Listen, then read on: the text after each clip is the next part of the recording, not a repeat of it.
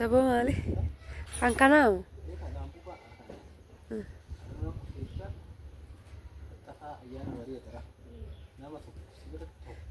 Maali? Uummatuma kanan kadhattu. Uummatuma si daawwachaa jiru kanan kadhattu.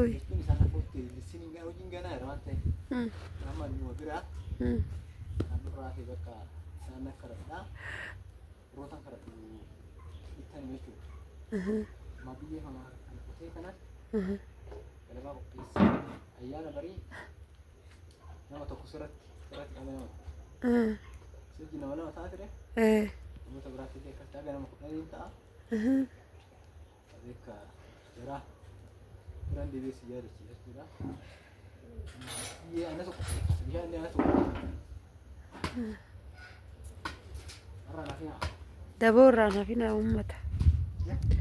Daboo irraa nafinaa hin jechaa ni jira.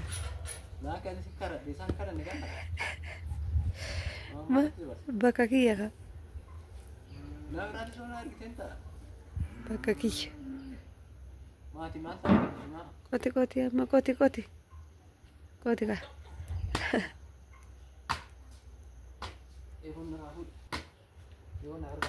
Ani hin qotu.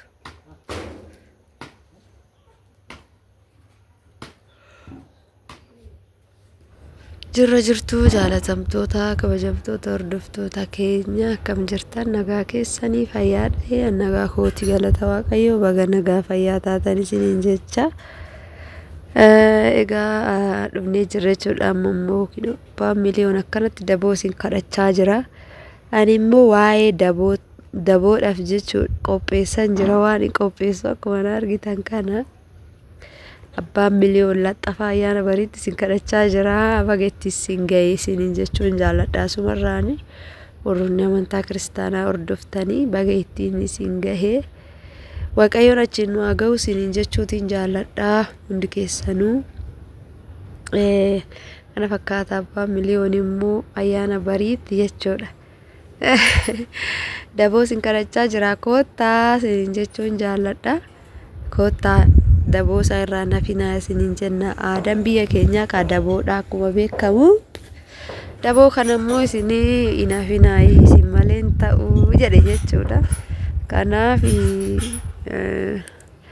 inni anaan nama fidi jedhe ani immoo nama biraa hin qabu isin malee kanaaf isiniin jedha koottaa daboo nafinaa isiniin jechuun barbaade kun immoo akkuma argitan achitti immoo oddoodha jechuudha suni goomana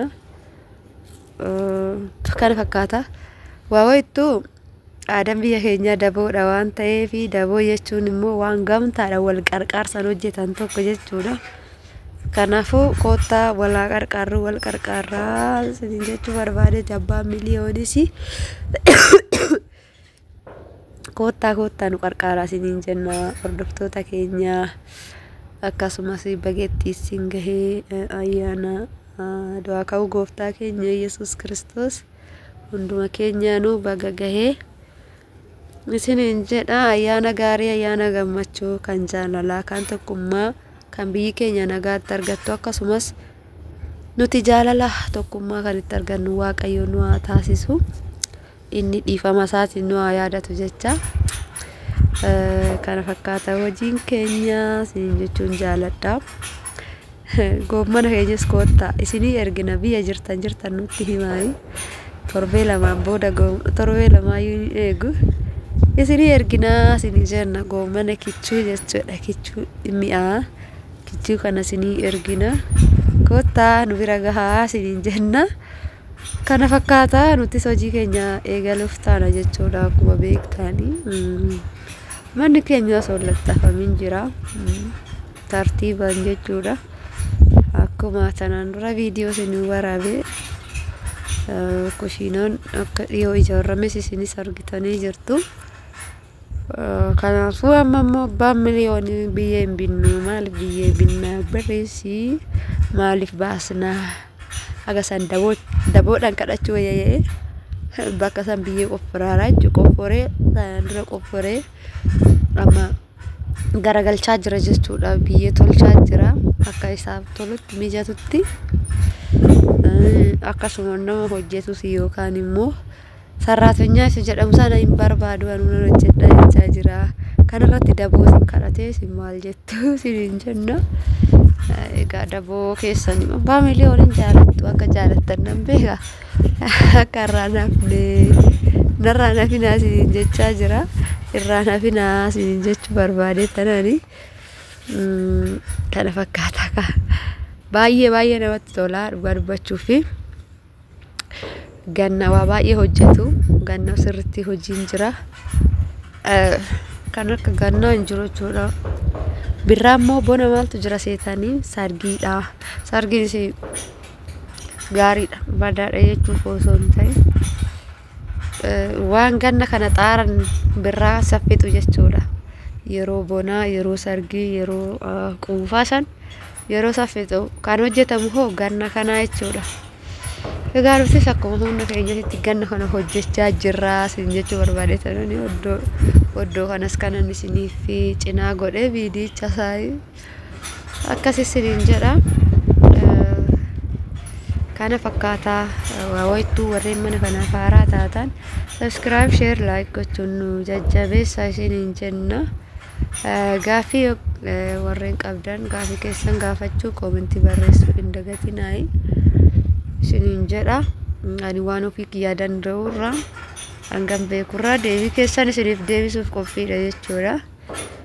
Egaa waa'ee manaati irrattis gaaffii yoo qabaattan, waa'ee lafaati irrattis gaaffii yoo qabaattan, waan hundumarrattuu gaaffii qabdu taanan, waan ani viidiyoo gadhiise irratti gaaffii qabdu taanan gaaffii na gaafachuu dandeessu isiniin jedha. Ani immoo hamman beekuun hanga wallaalummaa kootiitiin deebisuun anaaf qophiidha isiniin jedha. Qophiidha. Kanaafuu waan gaaffii isinitti ta'e gaafadha. Akkasuma laaltanii hin callisinaa jechuu keessattuu warri barbaadan laaltanii callisuun gaarii miti. Yoo barbaadan ta'e yoo hin barbaanne immoo hin barbaannu jettaniitis manni jechuu dandeessu jechuudha. Rakkoon hin jiru. Waluma bira jirra, wal harka jirra, wanti walirraa nu fageesse hin jiru. Walitti dhiyoo jirra isiniin jechuu barbaade tanani. Kana fakkaata kaanuu ammoo iddoo keenya babbareeffachaa mana keenyas lalaxxafachuu fi isiniin jenna. Isinis bakka jirtanitti nagaa fayyaa taa'e hundumti keessanuu jechuudha. Oraa bulaayi deebana.